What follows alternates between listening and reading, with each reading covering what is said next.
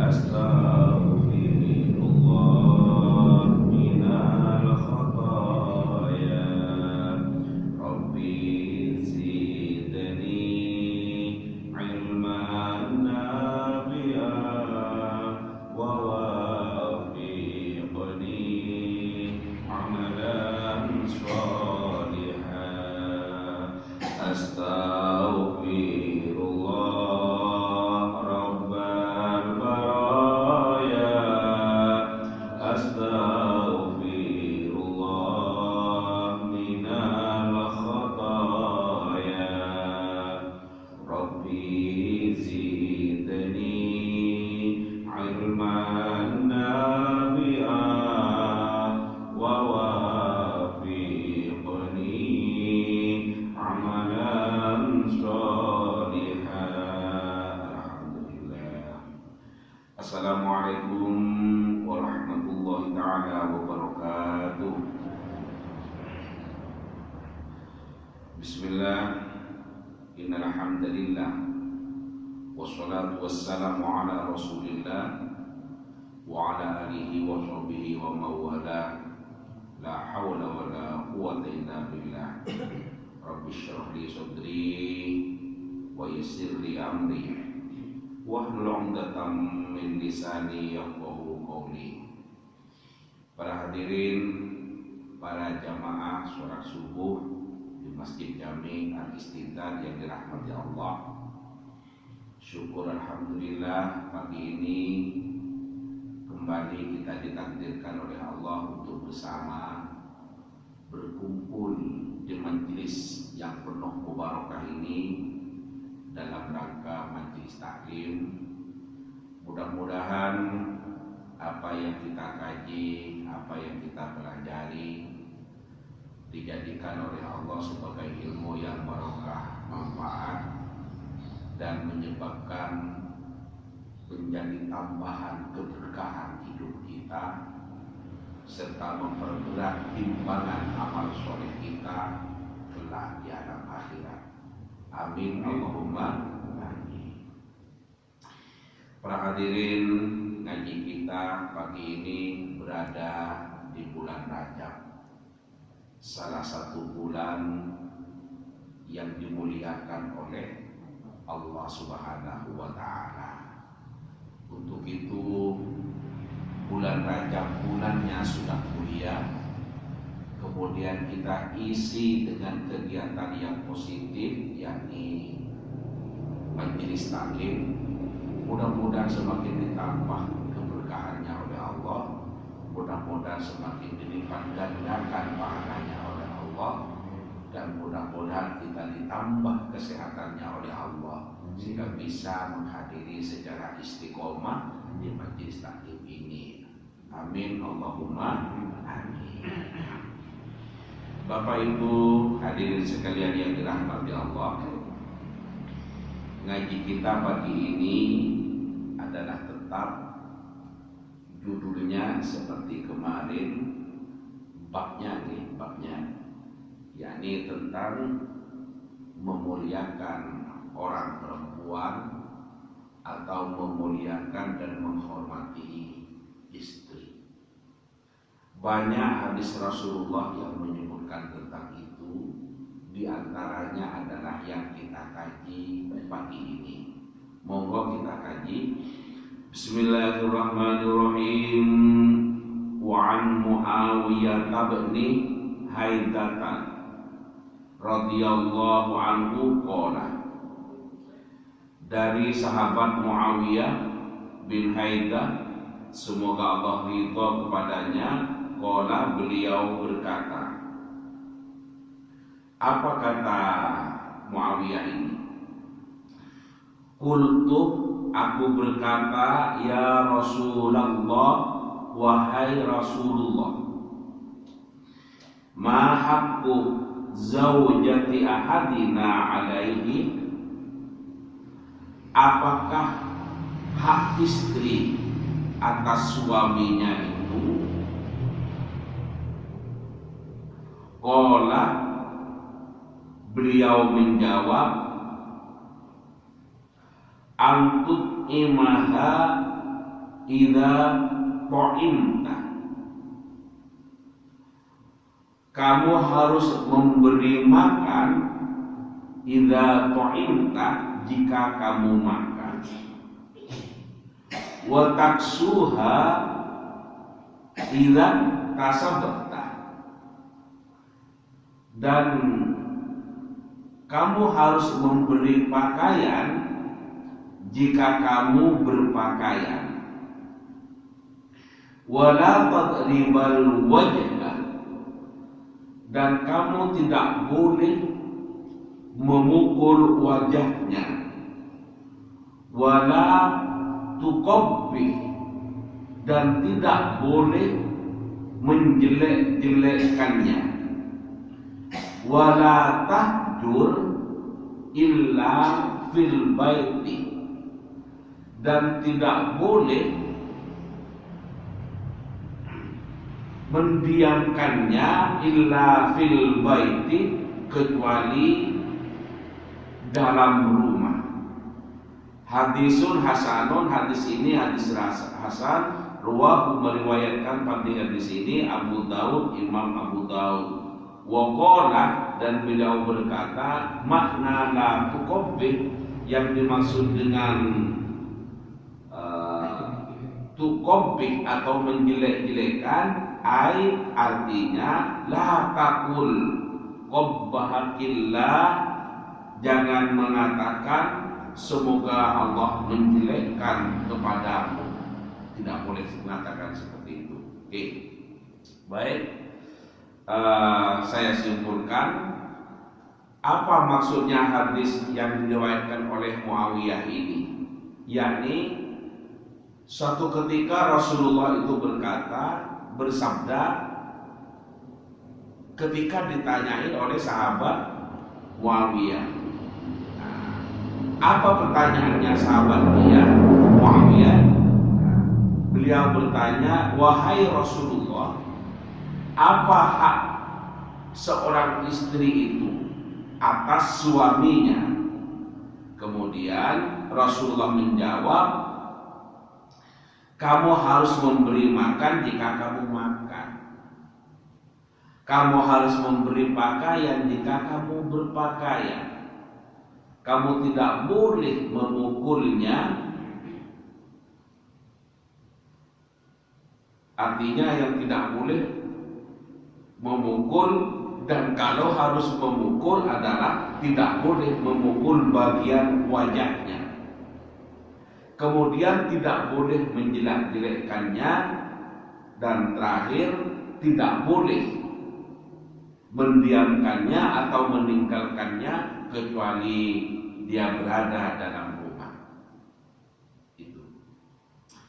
Kemudian apa kandungan yang bisa kita ambil pelajaran dari hadis ini? Beliau adalah memerintahkan kepada umatnya, terutama kepada kaum suami, kepada para laki-laki, satu, agar memberikan hak-hak istri. Kita hidup dalam berumah tangga itu masing-masing punya hak. Suami punya hak atas istrinya, istri punya hak atas suaminya, anak juga punya hak atas orang tuanya. Demikian juga di balik hak itu ada kewajiban. Suami punya kewajiban atas istrinya, istri juga punya kewajiban atas suaminya, dan anak juga punya kewajiban atas orang tuanya. Kalau dalam rumah tangga yang terdiri dari suami, istri, dan anak, masing-masing melaksanakan hak dan kewajibannya, maka ini yang akan tercipta suasana keluarga yang disebut dengan sakinah, mawaddah, warahmah. Itu sakinah itu nopo, ini ketenangan. Ketenangan kedamaian dalam rumah tangga. Semua orang yang berumah tangga pasti mendambakan situasi yang damai.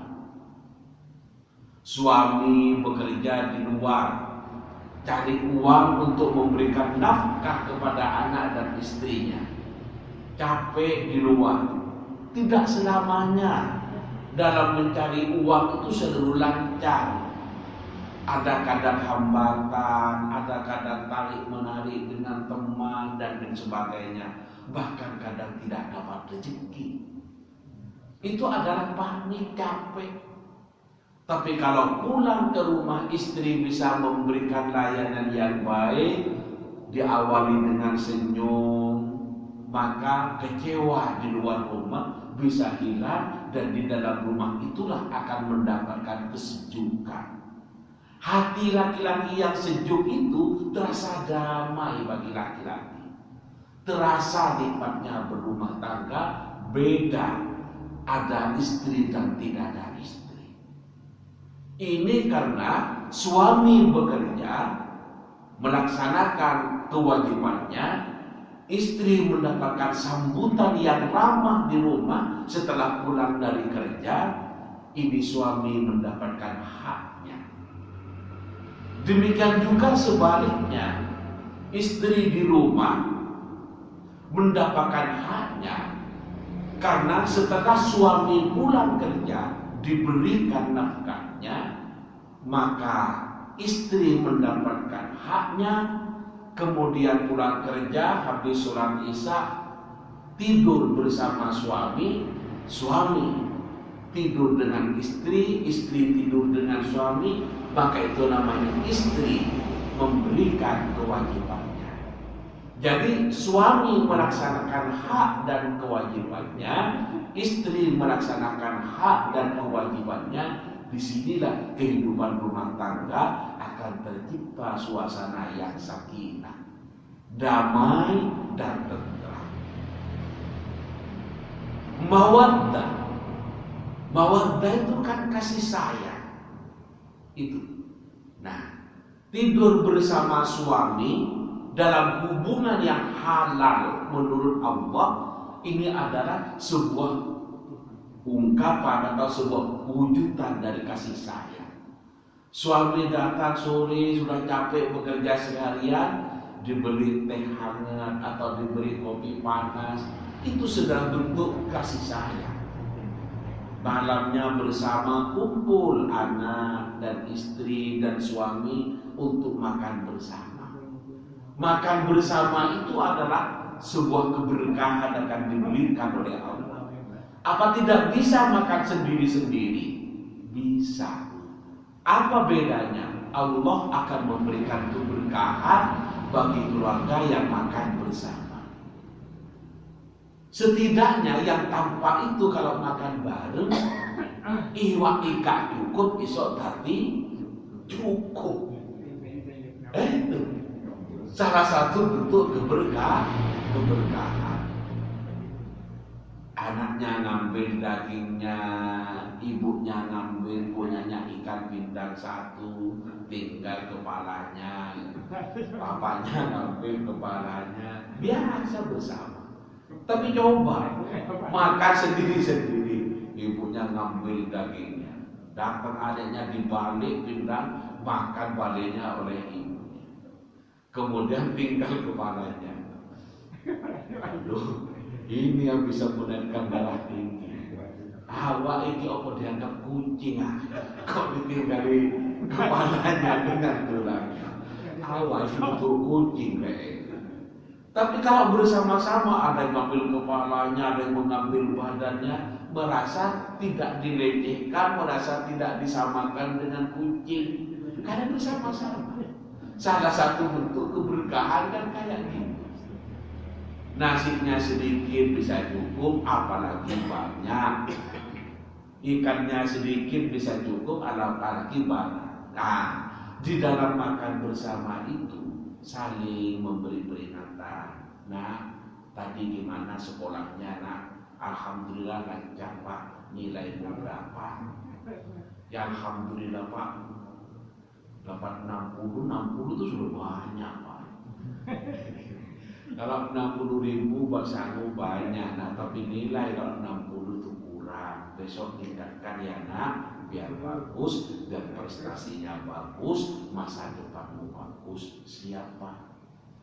Nah, makan bersama diisi juga nasihat-nasihat yang baik. Duhurnya tadi sholat enggak nak? Sholat Pak, alhamdulillah. Jaga istiqomahnya nak. Orang-orang yang hebat itu adalah orang-orang yang gigih dalam berusaha dan sujud kepada Allah, taat dalam beribadah, tunduk kepada orang tua. Yang baik ya nak, akhlaknya. Makan bersama sambil diisi dengan nasihat-nasihat yang baik dari orang tua. Nah, suasana seperti ini akan tercipta rasa ketentraman, kasih sayang, dan yang terakhir warahmat, rahmat Allah akan turun. Itu yang disebut dengan kerangka sakinah, mawaddah, warahmah. Bukan selamanya rumah yang sakinah, mawaddah, rahmah, yang mobilnya mewah, rumahnya megah, pagar rumahnya tinggi. Tidak selamanya seperti itu.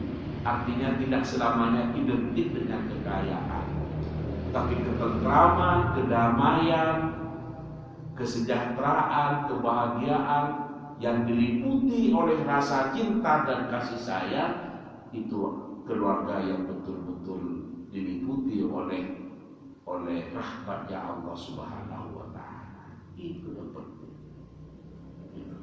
Sama-sama melaksanakan hak dan kewajibannya. Kita dalam Al-Quran juga diajari itu oleh Allah. Coba baca dalam surah Al-Fatihah itu. Nah, di tengah ayat itu Allah menyebutkan iyyaka na'budu, terus wa iyyaka nasta'in.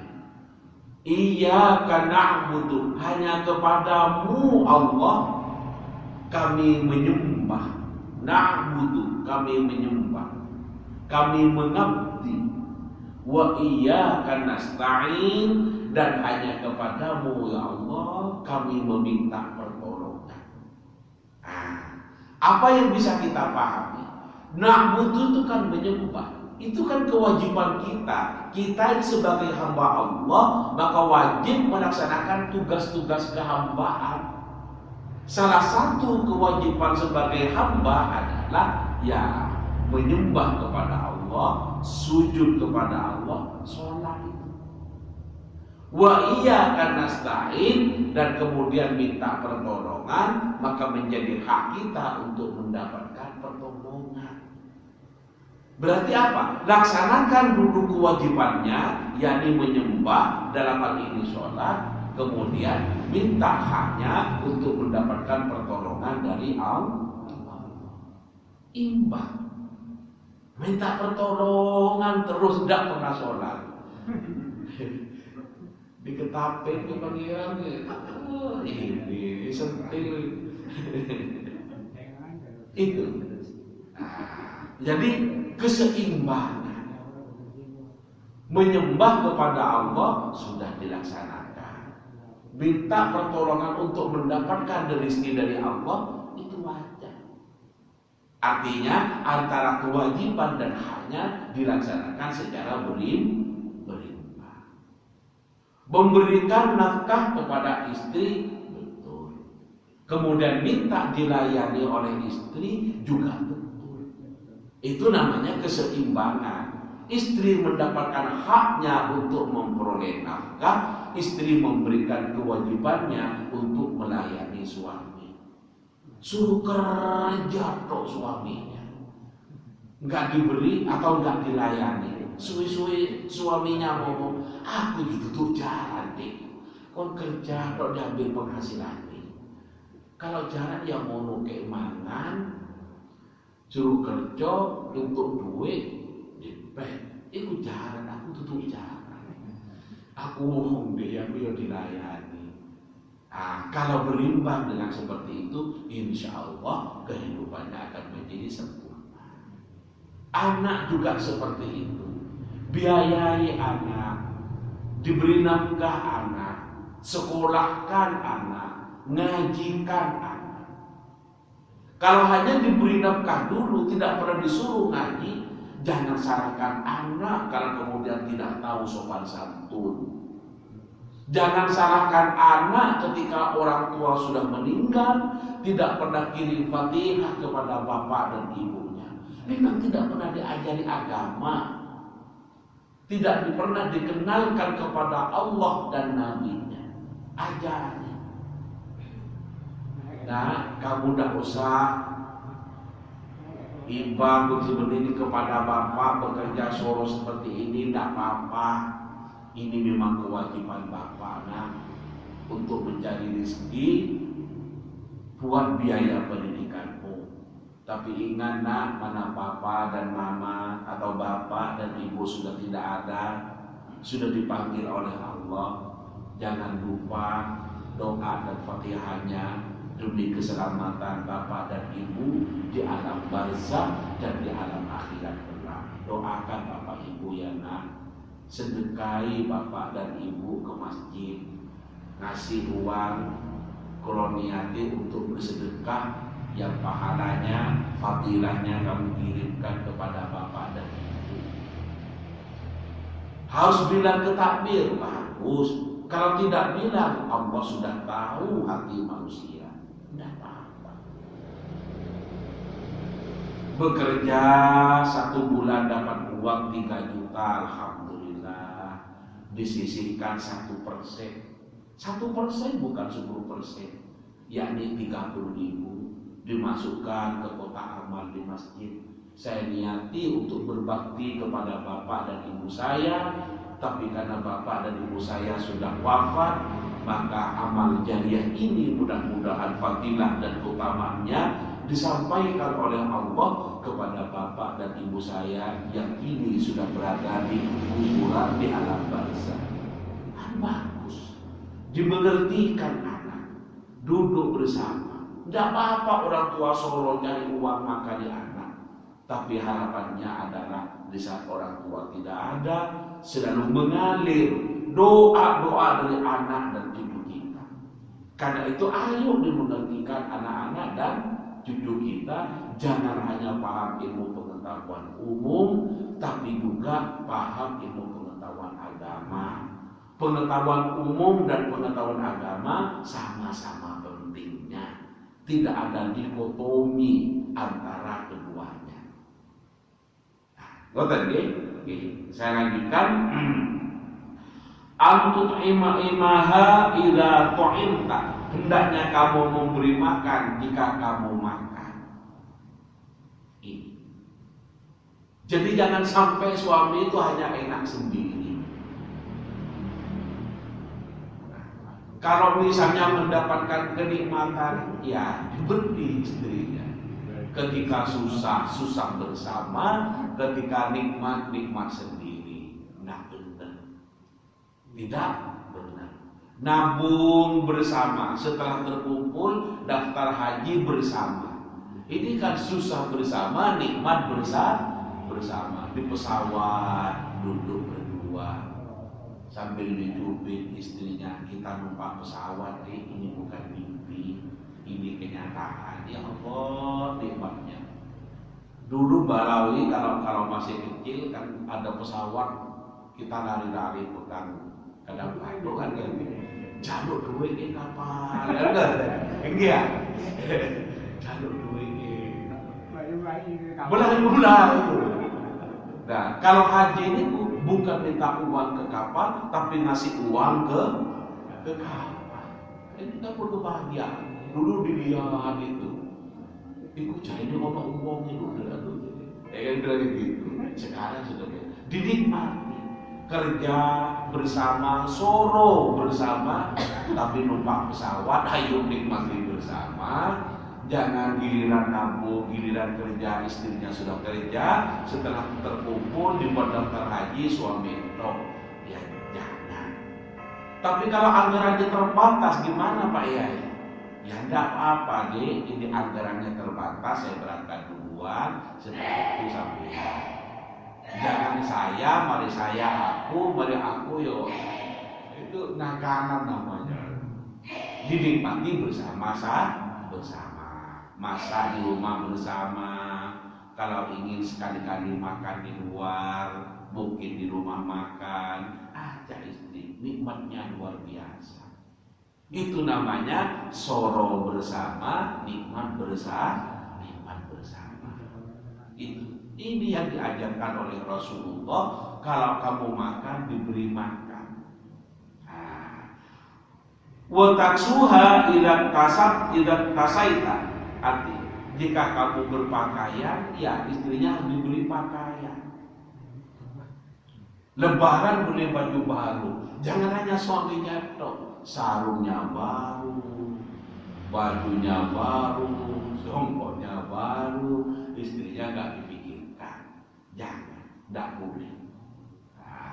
Kemudian wala tadribul wajha, dan hendaklah jangan memukul. Jangan memukul. Caranya gimana? Beri peringatan. Beri peringatan kalau istri melakukan sesuatu yang suaminya tidak berkenan. Kalau istri melakukan sesuatu yang salah menurut pandangan suaminya, maka harus diberi peringatan. Nah, kalau peringatan sudah masih pengkuh, masih tetap saja, ya, sehingga harus dipukul, maka katanya Nabi, kalau harus dipukul, jangan dipukul wajahnya. Wala tadribil wajha, jangan dipukul wajahnya. Kenapa kok dipukul? Tidak boleh. Karena wajah itu adalah sebuah kehormatan. Kalau luka atau sampai cacat wajahnya, orang itu merasa aib seumur hidup. Wajah itu oleh orang sangat dihormati, sangat dimuliakan. Kalau tradisi Jawa atau budaya Jawa, kepala itu sangat dimuliakan, bukan hanya wajah, kepala. Karena sangat dimuliakan, maka kalau orang itu dipukul misalnya betisnya oleh temannya biasa, tapi coba kepalanya di belakang dipukul, orang Jawa itu sangat tersinggung. Sangat tersinggung. Kenapa kok sangat dimuliakan oleh orang Jawa? Katanya manusia itu lahir pertama kali ke dunia, yang pertama katanya kepalanya. Laras paham? Yang lahir ke dunia pertama kali itu oleh orang Jawa sangat dimuliakan, sangat dihormati. Dipukul pahanya biasa orang Jawa, tapi jangan sampai dipukul kepalanya saja dibeginikan, sangat tersinggung. Ini menurut saya bukan hanya tradisi Jawa, dalam Islam juga diajari begitu. Kalau istri melakukan nemen sarai sehingga harus dipukul, maka jangan pukul wajahnya, katanya Nabi. Karena wajah adalah yang sangat dihormati, sangat dijaga.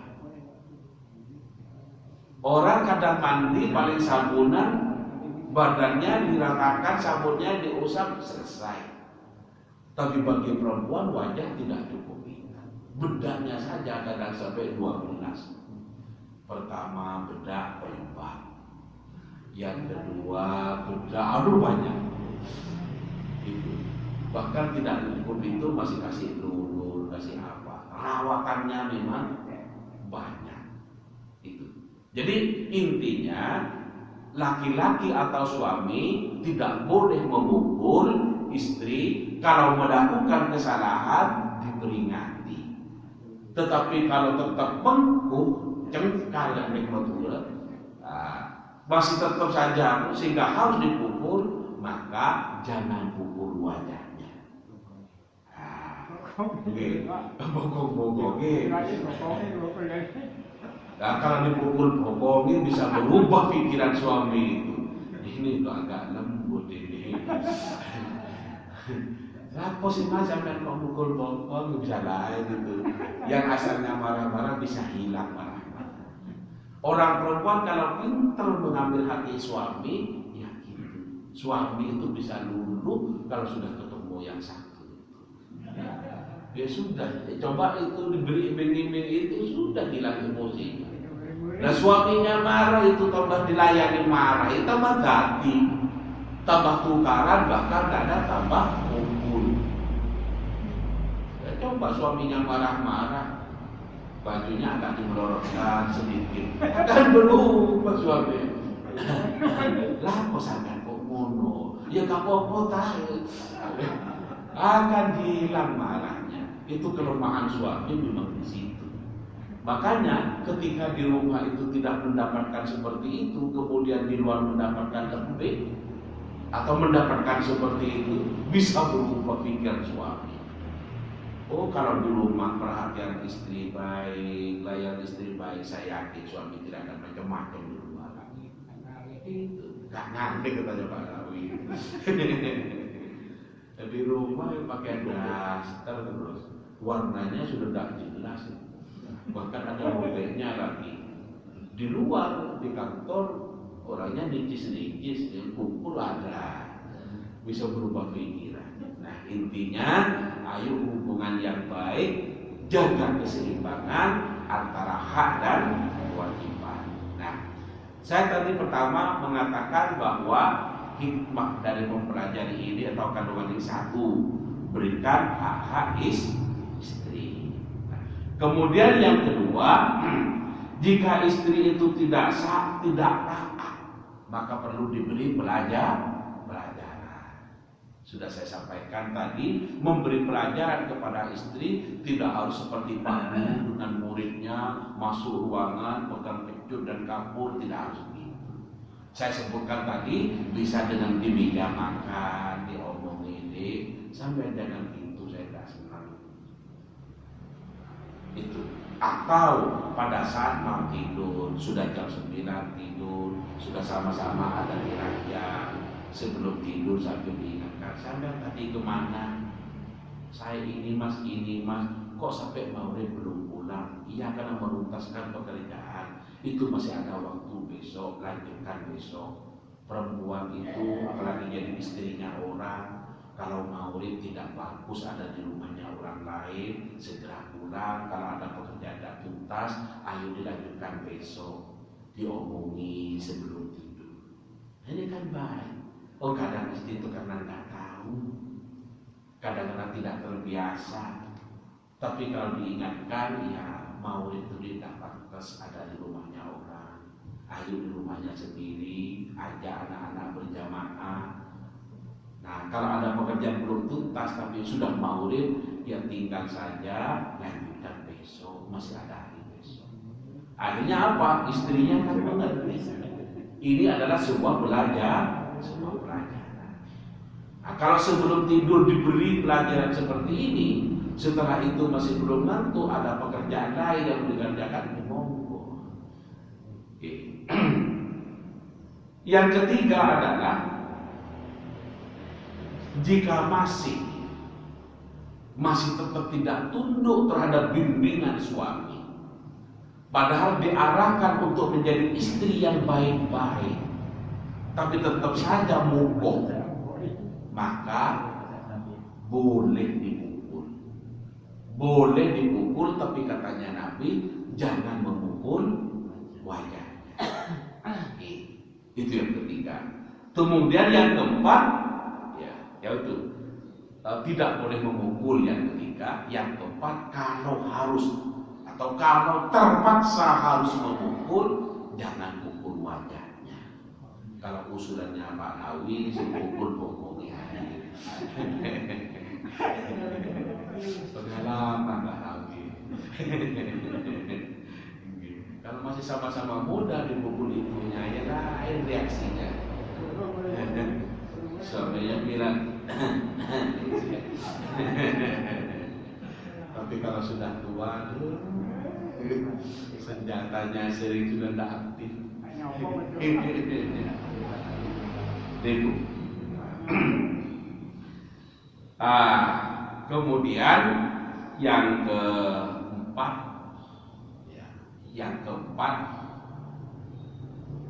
kalau harus pukul tidak boleh wajah. Nah, kemudian tadi beri makan, beri pakaian, itu adalah sesungguhnya menyangkut hak istri atau kewajiban suami kepada istri. Apa saja hak istri dan kewajiban suami kepada istri? Yang pertama itu adalah mendapatkan mahar. Mahar itu bisa satu kali, tidak tiap hari kasih mahar. Orang menikah salah satu rukun nikah itu adalah memberikan mahar atau kita sebut dengan mas kawin. Yang kedua itu memberikan nafkah, memberikan pakaian, bahkan memberikan tempat tinggal atau rumah. Itu namanya sebuah bentuk perlindungan. Perlindungan dari kesehatan diberi pakaian, perlindungan dari kesehatan agar bertahan hidup ya makanan, perlindungan dari terik matahari, angin dan hujan ya tempat tinggal. Intinya itu adalah perlindungan berbentuk nafkah, pakaian atau tempat tinggal. Kalau orang Jawa nyebut nopo, sandang, pangan, papan, ya. Jadi pangan, sandang, papan itu adalah bahasa lain dari 3 nginguni. Kan pangan itu ngayomi, kan napa ngayomi? Dia memberikan tempat tinggal, memberikan pakaian atau disebut tadi perlindung. Nah ini ngayomi. Nomor 3 adalah ngeloni. Ini mau weton dipuni ngeloni. Perempuan tuh merasa teduh, merasa damai hatinya, merasa sejuk batinnya ketika berada dalam dekapan suami. Karena itu ngeloni. Nggih pun bukan keloni, kalau mereka keloni tinggal. Ada lanjutannya. Nah, kalau itu yang dilaksanakan insya Allah damai, karena itu adalah kewajiban suami. Nggih. Nah, kemudian yang ketiga adalah mendapatkan perlakuan yang baik. Itu adalah hak istri, mendapatkan perlakuan yang baik. Kemudian yang keempat, mendapatkan bimbingan yang baik. Bimbingan nopo? Bimbingan supaya taat kepada Allah agar istrinya rajin beribadah. Bimbingan yang baik agar istri tahu sopan santun. Ini orang tua saya, jadi orang tua kamu juga. Diajari jaga ya sopan santun pada mertua. Jaga ya sopan santun pada ipar-iparnya, bukan hanya pada orang tuanya sendiri. Nah ini kan bimbingan. Diajari untuk senantiasa taat kepada Allah. Betapa bahagianya suami bekerja keluar kota sampai tengah malam datang. Nyampe di rumah ternyata istrinya sholat tahajud, sujud kepada Allah, mendoakan keselamatan suaminya, mendoakan kelancaran rezeki suaminya. Betapa bahagianya jadi suami kayak gitu. Sebaliknya, betapa sedihnya suami kalau suami bekerja, istri dikerjain oleh orang di rumahnya. Orang menyebut selingkuh. Tidak boleh seperti itu. Yang terakhir adalah suami berkewajiban atau istri mendapatkan hak rasa aman. Ada suaminya, tenang istrinya, bukan takut. Kalau suaminya itu adalah senantiasa mengayomi, melindungi, maka suaminya datang bangga istri. Alhamdulillah. Sebaliknya, kalau suaminya jahat, suaminya datang, wis teko.